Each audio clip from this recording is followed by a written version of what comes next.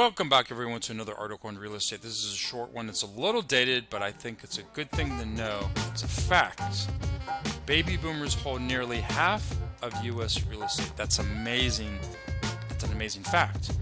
Baby boomers own 41% of U.S. real estate, twice that of millennials, reflecting decades of price growth and tougher entry for younger buyers. Ain't that the truth? The newer generation has it harder because of jobs, because of inflation, interest rates, all of the above this year, and this coming year is going to be difficult, I think, unfortunately, for the newer generation to jump in and buy a home, first-time home buyer. Baby boomers continue to dominate the U.S. real estate holdings, owning nearly 41% of all property nationwide, almost double that of millennials, according to analysis of Federal Reserve data showed by the financial services company Self Financial.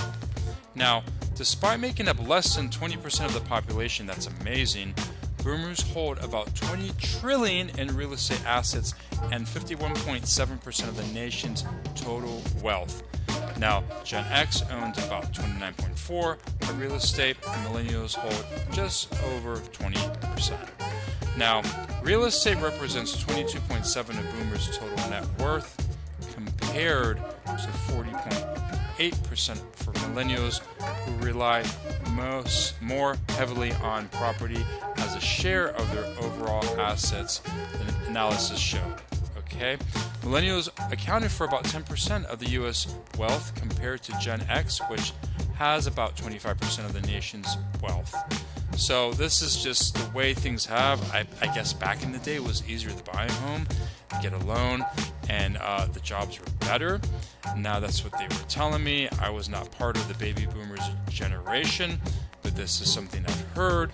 Experts say that imbalance reflects decades of home price appreciation, which is true, investment gains, and limited supply that have made entry into ownership more difficult for younger buyers. I do agree with that.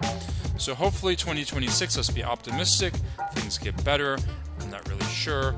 Thanks for tuning in and listening and watching this video. Give a thumbs up, they're free. Real estate can and will be expensive, hopefully reasonable in 2026. Take care.